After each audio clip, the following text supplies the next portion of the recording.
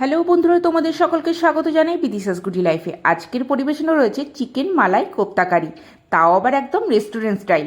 ঝটপট কীভাবে বানালাম চটপট দেখে নাও তাড়াতাড়ি।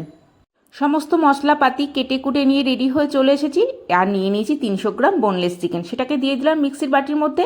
তার মধ্যে দিয়ে দিলাম একটা মতো পেঁয়াজ কুচি, কিছুটা ধনে পাতা, 3 থেকে 4টে কাঁচা লঙ্কা, একটা মতো রসুনের কোয়া, আর দিয়ে দিলাম এই 1.5 ইঞ্চ মতো আদা, আর দিয়ে দিলাম সামান্য একটু ব্রেড ক্রাম্বস। এটাকে একটু বাইন্ডিংয়ের জন্য দিতে হয়, তোমরা চাইলে নর্মাল ব্রেডও ইউজ করতে পারো। সামান্য একটু জল দিয়ে এবার একটা মিহি পেস্ট বানিয়ে নেবো।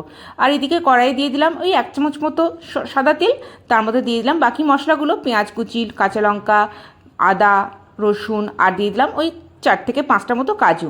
বেশ 1 মিনিট মতো হালকা সতে করে নিয়ে 1 কাপ মতো জল দিয়ে এটাকে সেদ্ধ হতে দেবো। তার মধ্যে দিয়ে দেবো 1 চামচ মতো মগজ।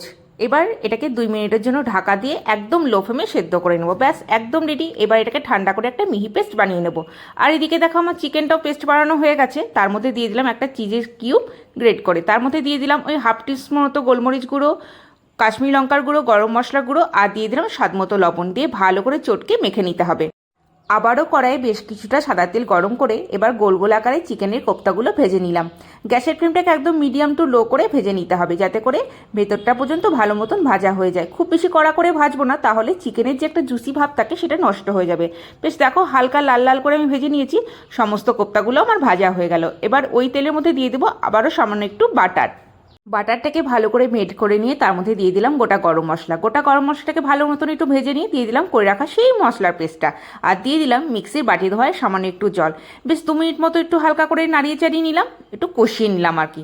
বেশ কষানো হয়ে গেল। তার মধ্যে দিয়ে দিলাম স্বাদ মতো লবণ, আর দিয়ে দেবো সামান্য একটু গরম মশলা গুঁড়ো, আর সামান্য ড্রাই রোস্ট করা ধনে গুঁড়ো দিয়ে আবারও কিছুক্ষণ একটু ভালো করে কষিয়ে নিতে হবে, ওই 2 মিনিট মতো। আর গ্যাসের ফ্লেমটা কিন্তু একদম মিডিয়ামে থাকবে। 2 মিনিট মতো ভালো মতন কষানোর পর দিয়ে দিলাম 2 চামচ ফ্যাটানো টক দই, আর দিয়ে দিলাম স্বাদ মতো একটু চিনি, আর দিয়ে দিলাম সামান্য একটু কসুরি মেথি, আর সামান্য একটু ধনে পাতা কুচি। ব্যাস এবার ভালো করে আরও কিছুক্ষণ একটু নাড়িয়ে চাড়িয়ে নিতে হবে। আর গ্যাসের ফ্লেমটা কিন্তু একদম লো করে দিতে হবে, কারণ এর মধ্যে টক দই পড়েছে। মিনিট 2 নাড়াচাড়া করলেই বুঝতে পারবে যে কি সুন্দর একটা স্মুথ গ্রেভি তৈরি হয়েছে। আহা কি সুন্দর গন্ধ।